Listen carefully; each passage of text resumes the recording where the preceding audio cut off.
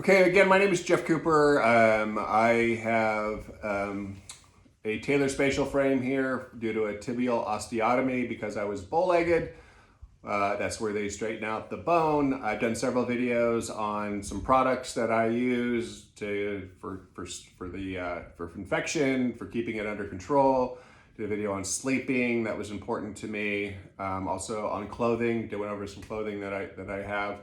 And how to cover it up and other options that are available. This one I want to do is a little more on pain management in my experience with tibial osteotomy and what I've done in the past.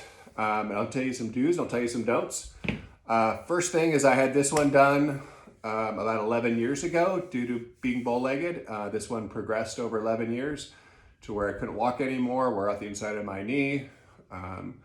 And I have not chosen to do a knee replacement. I chose to go the tibial osteotomy route to straighten out the leg, put it over the center of the knee. I currently, since you didn't watch any of my other videos, I am about 6 months into this one. I have about another 2 or 3 weeks left.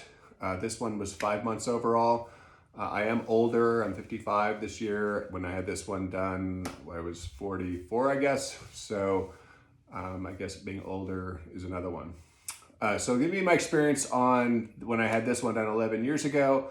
I was on pain medication for about 3.5 months. I was on Oxycontin as well as hydrocodone. I was on it for quite some time. I wish I hadn't been on it for so long. Constipation is one of them. Loss of reality is another one. Probably shouldn't be driving, but I did drive because I had to go to work. And probably screwed up some meetings and some things because I really wasn't in my right mind. And it took me 3 days in a fetal position to get off of the medication, which was not enjoyable at all. You can get very reliant on the medication for very simple things like, oh, I'm going to go to a meeting, it's going to be stressful, I might as well take some Oxycontin. I see it happen all the time. I did it myself for a period of time, and you got to get rid of it. It's just not something you can live on.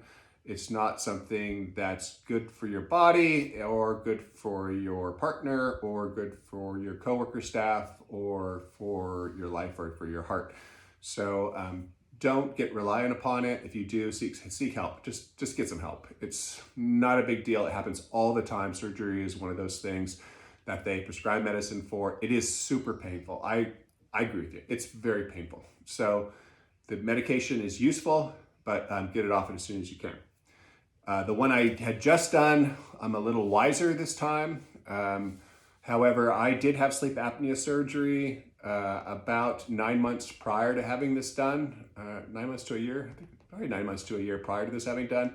I was ready for it from a physical standpoint. I wasn't ready for it for a mental standpoint. It's a big toll going into surgery that's this large. I was only on medication for about 5 weeks for this one.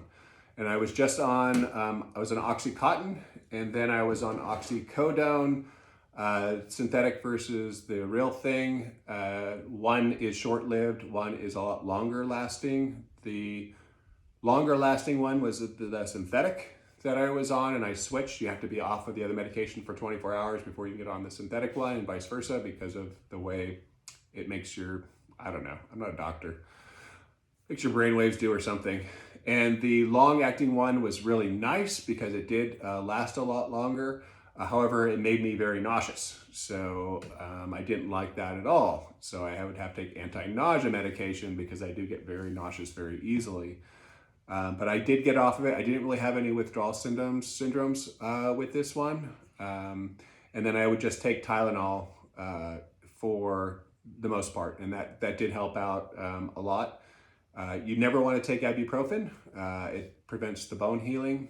The other thing that I also learned was that I do eat a lot of spinach. Spinach is not a good thing to absorb calcium. So you want to be very careful of your spinach intake, any of those really dark leafy greens. It prevents absorption of calcium.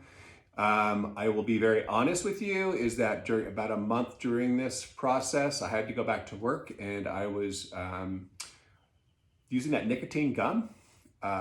not a good idea. It prevents a lot of healing and a lot of calcium absorption. So any type of nicotine is not going to be your friend. And that's probably why I'm on this one for 6.5 months, 7 months, versus this one at 5 months. So, and I probably only chewed that gum maybe for a month or so. So it's really, you have to be really careful of what you're eating. The other one is I use Citracal, those pills, and with vitamin D or vitamin B, it's one of those two. And it comes combined, but you want to make sure that you're taking those and getting exercise and also getting a lot of sun. So those are the key elements there. I will say that the mental portion of this recent surgery was extremely difficult for me. I went into a lot of depression. Usually I do have a tendency for a little bit of depression. So it was, this one was a long time though. This one was probably, I had about probably for 8 days of just not being able to get out of bed, being really just not seeing any happiness to anything. So do seek help for that. And I think one of the big thing that one of my therapists said was, is cry. So find someone you can cry about and just spill it all out and have that support, because it's a long journey and it's not something to be taken lightly. And I was telling you about my sleep apnea surgery. I don't think I was mentally prepared for something so large after that surgery, because I had a difficult sleep apnea surgery. So you want to be really careful that you're mentally prepared for this as well as physically prepared to do this. Physically, I was prepared to do the surgery. Mentally, I probably could have waited another 6 months till I was really all there to really cope with it. It's not something to be taken lightly though. It's both physical and mental and spiritual nonetheless. I did find that mindfulness was a big deal just to be able to get through the next 5 minutes. So do mindfulness, the meditation type of apps. Again, during the depressive states, which happened quite often, it was, can I make it to the next minute? Can I make it to the next 2 minutes? Can I make it to the next 5 minutes? I wish I was asleep, so I didn't have to deal with this, but sleeping is painful. So it's this big cycle of things. Make sure you seek the help for that. Making sure you're eating well. Everybody compromises their eating when they're not feeling well. I don't want to eat, or I'm eating a bunch of crap.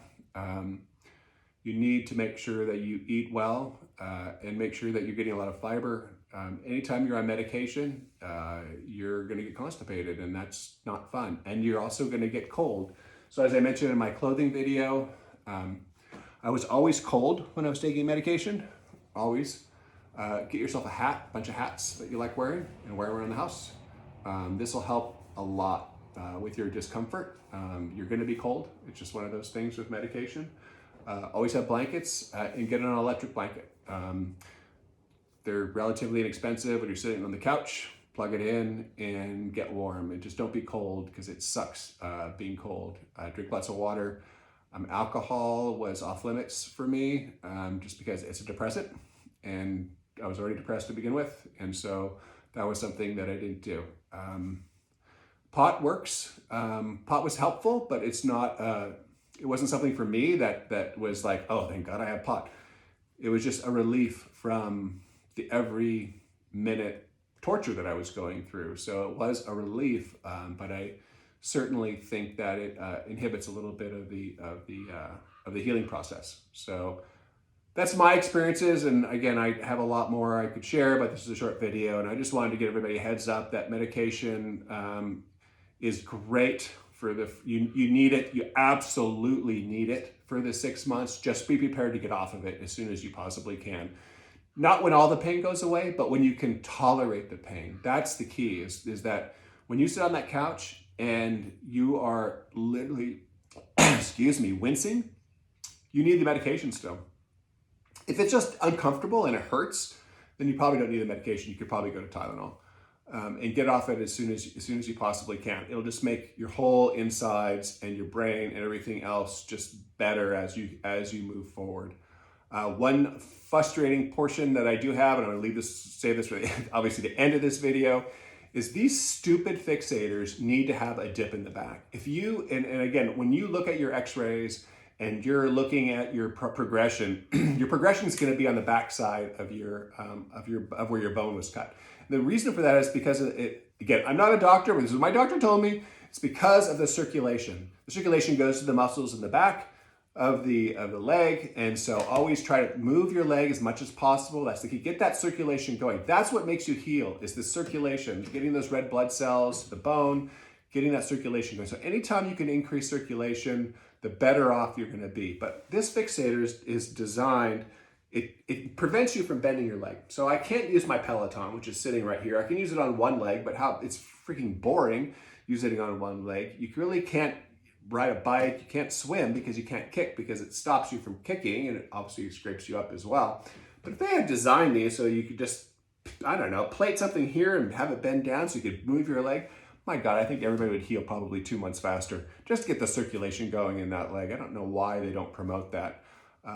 There's nothing really else you can do.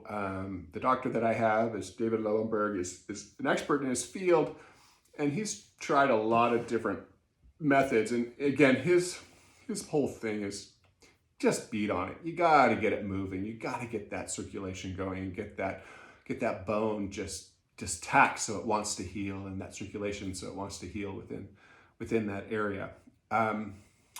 So those are my tips for medication. For the mental, don't take the mental side calmly. It is such a huge deal, and have a support system. That support system is so important. I think my mom was probably one of my biggest rocks as far as that really deep emotional help that I needed, along with my wife. She obviously takes care of me every single day and puts up with my bullshit and puts up with my medicine-induced BS. And just remember to be nice, because you're really relying upon these people, and always make excuses for yourself. I'm sorry. I will give you one more note. I expected this to be off in May. It's currently July, and it took me for a loop. And I was working part-time, trying to get things done as I was within this. And when May came around, I mentally couldn't deal with it anymore, and I had to take a medical leave. I just had it. I just threw up my hands and said, I have to get myself in shape, both mentally and physically. So I took a medical leave in May, and I haven't been back to work yet, but that was really important for me. So take care of this first, take care of your body, and take care of your spirit, and good luck to you.